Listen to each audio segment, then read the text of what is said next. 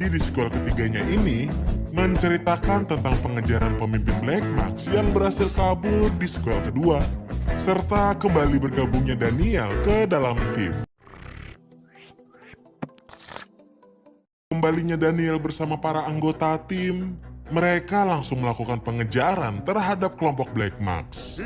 Namun selama menjalankan misi, Daniel selalu mendengar suara-suara dari pemimpin Black Mask. Bayangkan ketakutan yang dia alami selama penyekapan masih terngiang-ngiang di ingatannya. Lalu dia mendapati Sue dan Jack telah tewas dalam baku tembak. Dia juga mencoba berkomunikasi dengan timnya, namun tidak ada yang menjawab. Selalu yang dia dengar adalah suara dari pemimpin Black Mask yang bilang kalau sudah menunggunya.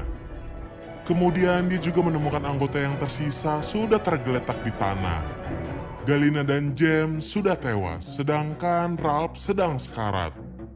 Di saat dia sedang mengkhawatirkan Ralph, tiba-tiba muncul sosok si pemimpin Black Mask yang langsung memprovokasinya, sehingga dia meninggalkan Ralph.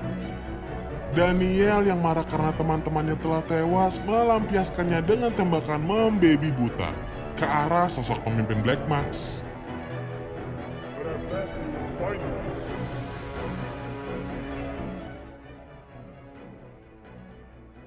Namun betapa terkejutnya dia ketika topengnya dibuka, ternyata Chris. Lalu dari belakang dirinya, si pemimpin Black Mask mengarahkan pistol untuk membunuhnya. Begitu tembakan dilepaskan, tiba-tiba terbangun dari tidurnya. Ternyata yang barusan terjadi hanyalah mimpi buruk Daniel yang masih trauma akan penyiksaan yang dialaminya. Di tempat lain, seorang reporter yang bernama Molly Turner mendapatkan bocoran informasi mengenai misi rahasia ini. Dia bersama kameranya meliput wilayah gurun yang dirahasiakan oleh militer Amerika dan mengabarkan tentang misi pembebasan Daniel, juga mengenai bersatunya negara-negara anggota Dewan Keamanan Dunia untuk memerangi kelompok teroris Black Mask. Sementara itu di camp Black Mask, beberapa teroris memasang bom di salah satu tenda. Setelah mengaktifkan detonatornya, mereka pun pergi meninggalkan camp tersebut. Sedangkan di markas Amerika, Daniel masih menjalani pemulihan akibat luka sayatan pada tangan dan kakinya. Dia juga berterima kasih kepada Ralph dan James karena telah menyelamatkannya.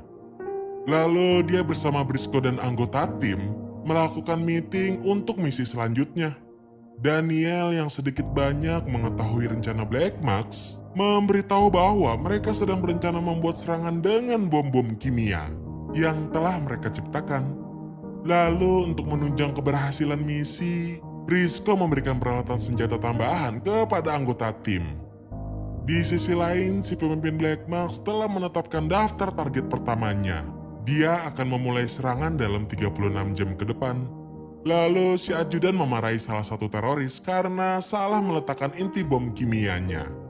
Dia pun mencontohkan bagaimana cara meletakkannya sebelum diangkut ke dalam truk. Jack yang memiliki hobi mengotak-atik granat, ini hobi serem amat, sedang memodifikasi sekring pemicunya agar lebih cepat meledak setelah pengamannya dilepaskan. Sue pun menganggapnya gila karena bisa membunuhnya jika telat melemparnya. Tak jauh dari situ, Marino mengingatkan Daniel kalau kondisinya belumlah pulih 100% dan menyuruhnya untuk tetap beristirahat. Terutama dia mengkhawatirkan mental Daniel yang mungkin masih trauma. Malamnya, Jack lagi-lagi mamerin granat buatannya, kali ini kepada Galina, yang akhirnya memuji kerja keras Jack. Lalu Briscoe mengumpulkan semua anggota karena dia menemukan beberapa lokasi yang kemungkinan menjadi markas Black Mask. Tapi dikarenakan waktu yang terbatas, dia memutuskan membagi tim menjadi dua. Ralph, Galina, dan Sue akan sekelompok. Lalu James dan Jack akan berpasangan, sementara Daniel belum diizinkan bertugas karena masih pemulihan. Keesokan paginya, mereka pun meninggalkan markas untuk mengecek lokasinya, dan di tengah perjalanan, kedua tim pun berpisah. Tim Ralph sampai di sebuah camp, tapi di sana hanya diisi sekelompok warga sipil. James dan Jack juga sudah sampai, namun yang mereka temukan hanyalah dataran yang kosong. Di tempat Ral, pemimpin camp tidak suka dengan keberadaan mereka dan hendak mengusirnya.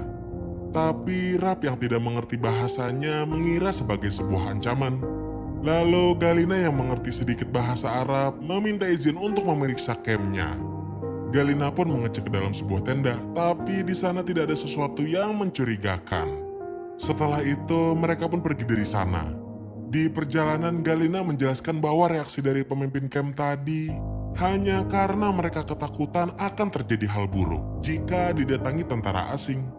Kedua tim ini pun kembali ke markas dengan hasil nihil.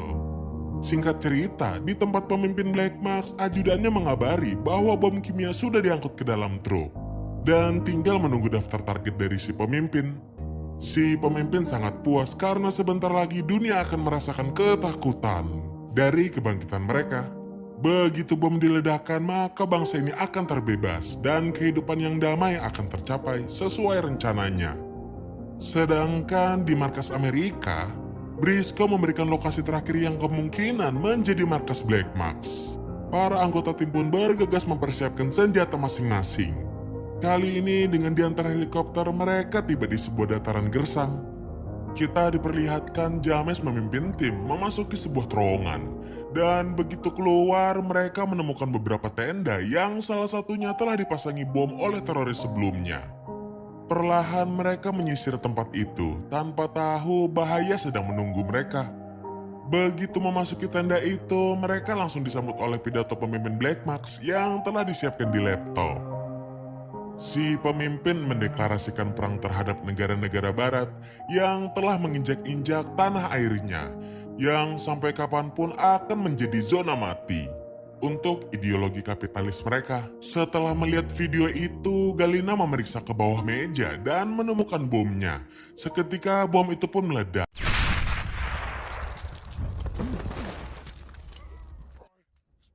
Beruntung ledakannya tidak terlalu kuat sehingga mereka masih selamat. Begitu kembali ke markas, Briscoe menyuruh mereka untuk perawatan di tempat medis. Galina yang sedang emosi karena telah dipermainkan oleh Black Mask mengabaikannya. Namun karena Briscoe bersikeras, Galina pun tidak bisa menolak. Setelah itu Galina mendatangi Smith dan minta diperlihatkan data tentang zona mati karena disebutkan oleh pemimpin Black Mask di dalam video tadi. Galina sangat yakin kalau Black Mask sedang bersembunyi di situ setelah melihat data-datanya. Lalu Briscoe dikabari tentang temuan itu dan untuk lebih memastikannya dia menugaskan Jack dan Sue untuk mengeceknya dulu. Singkat cerita, Jack dan Sue telah sampai di dekat lokasi. Jack melihat aktivitas Black Mask di tempat itu dengan teropongnya. Setelah memastikan kebenarannya, mereka pun pergi dari situ. Sementara itu, di markas Black Mask, si pemimpin telah menyerahkan daftar target yang akan mereka serang. Ajudannya juga sudah membagi anggota Black Mask untuk membawa bomnya ke lokasi target. Keesokan harinya, sebelum perang yang sesungguhnya dimulai, si pemimpin memuji ajudannya akan kesetiaannya selama ini. Begitu juga si ajudan yang mengungkapkan kekagumannya terhadap si pemimpin yang telah menyatukan mereka dalam kelompok Black Mask untuk misi yang mulia. Setelah itu, pemimpin Black Mask melakukan siaran langsung. Briscoe dan semua anggota tim menyaksikannya dari markas. Di dalam video itu, si pemimpin menasbihkan dirinya sebagai sosok yang akan menciptakan keseimbangan di dunia. Dia juga mengkritik Amerika yang telah terlalu lama mengeksplorasi kekayaan alam negaranya, terutama minyak bumi, sebelum menutupnya dengan menyatakan perang telah dimulai. Setelah itu, Briscoe memberitahu para anggota tim bahwa kemungkinan pertempuran kali ini sangat berisiko. Namun biarpun begitu, para anggota tim tak gentar dan bersedia untuk melaksanakannya. Briscoe juga melaporkannya kepada presiden dan presiden menginginkan keberhasilan misi agar dunia tetap aman dari teror. Dia juga akan mengirimkan drone Predator yang membawa rudal Hellfire untuk kemungkinan terburuk. Paginya kita diperlihatkan para anggota tim bersiap-siap untuk berangkat. Kali ini Daniel sudah diizinkan ikut dalam misi. Dengan diantar helikopter, mereka tiba di dekat zona mati. Dan dari atas bukit mereka melihat rapatnya pertahanan musuh. Lalu Daniel memerintahkan Su untuk menyusup seorang diri, sementara Galina menyiapkan senjata snipernya untuk memantau situasi. Kita diperlihatkan Su mengitari tembok menuju pos jaga, dan begitu dapat aba-aba dari Galina, dia pun memanjatnya. Kemudian begitu posisi Su telah siap, Galina menembak si penjaga dengan tepat. Setelah itu, Su pun menyamar sebagai si penjaga untuk membukakan akses bagi yang lain. Dari bukit, Galina kembali melumpuhkan penjaga di pos kedua. Setelah Su bergerak, anggota yang lain juga mulai bergerak ke dekat zona mati. Su sampai di pintu masuk dan dengan cepat dia melumpuhkan penjaganya menggunakan belati. Setelah kondisi aman, Galina dan Jack mengambil posisi di pos jaga. Sementara Su menyisir tempat itu untuk menemukan bomnya. Dia menemukan lusinan peti di dalam truk yang salah satunya berisi inti bom. Tiba-tiba seorang teroris memergokinya. Su bisa melumpuhkannya, tapi keburu diketahui yang lainnya. Posisi Galina dan Jack juga telah ketahuan. Dari pintu masuk, James dan Ralph membantu mereka, sedangkan Daniel tiba-tiba teringat akan penyiksaan yang dialaminya. James berusaha menyadarkannya di tengah baku tembak. Daniel pun akhirnya bisa mengatasinya. Mereka menyelinap masuk untuk melakukan baku tembak. Sementara itu, salah satu bom diaktifkan oleh Black Max. Jack pun turun dari pos untuk menonaktifkannya. Dengan dilindungi oleh anggota tim yang lain, Jack berlari ke arah bomnya. Galina terpaksa turun dari pos juga karena posisinya terkepung. Dia mendatangi Jack yang akhirnya bisa menonaktifkan bom itu. Baku tembak masih berlangsung intens di antara mereka. Kita diperlihatkan Su hampir saja ditembak oleh Galina karena masih berpakaian Black Max.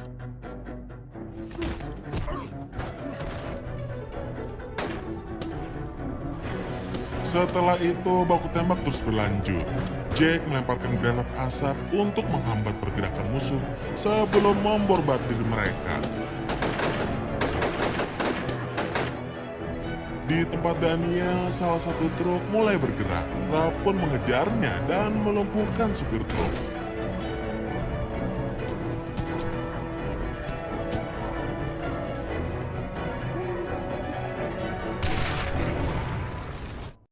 Dengan kondisi yang tak menentu, pemimpin Black Max dianjurkan untuk pergi dari sana demi keselamatannya.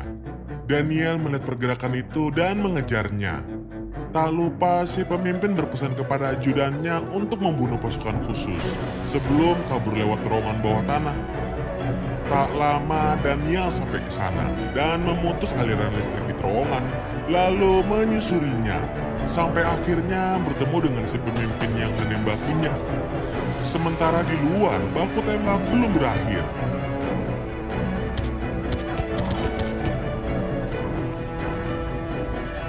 Di dalam terowongan, si pemimpin mengingatkan Daniel bahwa jikapun dirinya mati hari ini, seseorang yang lain akan melanjutkan ide-idenya untuk meraih kebebasan di tanah air mereka.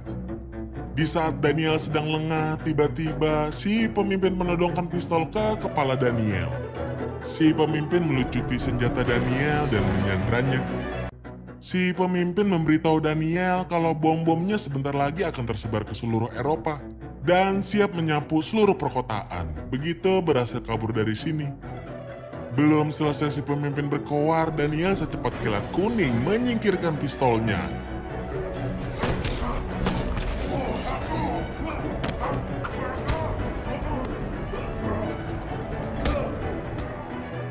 Singkat cerita, Jack berhasil sampai di lab dan melumpuhkan si ajudan yang sedang menyimpan gas sarin. Lalu dia memberikan sebuah granat yang akhirnya menghancurkan lab itu. Sedangkan Daniel dan pemimpin Black Max masih terlibat duel ketat di dalam terowongan. Dan kita diperlihatkan di luar, seorang teroris menjalankan sebuah truk tanpa bisa dicegah anggota tim. Dari markas Briscoe bergegas memerintahkan Smith untuk mengerahkan drone-nya. Kemudian di dalam terowongan, Daniel mampu meraih pistolnya sebelum menembaki pemimpin Black Max.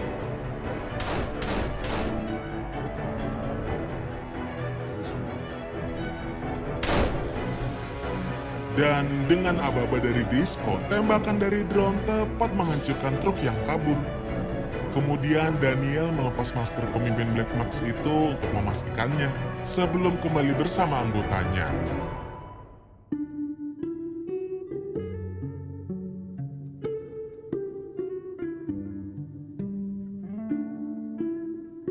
Setelah itu, mereka pun pergi meninggalkan zona mati yang telah penuh dengan orang mati. Singkat cerita, sekembalinya ke markas, mereka disambut oleh Briscoe yang sangat bangga kepada mereka sebelum membubarkan tim ini. Setelah itu, para anggota langsung berkemas dan saling mengucapkan salam perpisahan. I think I miss you most. Who's had my back? Brother's doing good. Lalu mereka berkumpul dengan Briscoe yang menyuruh mereka pulang sebelum ada kejadian lain di situ.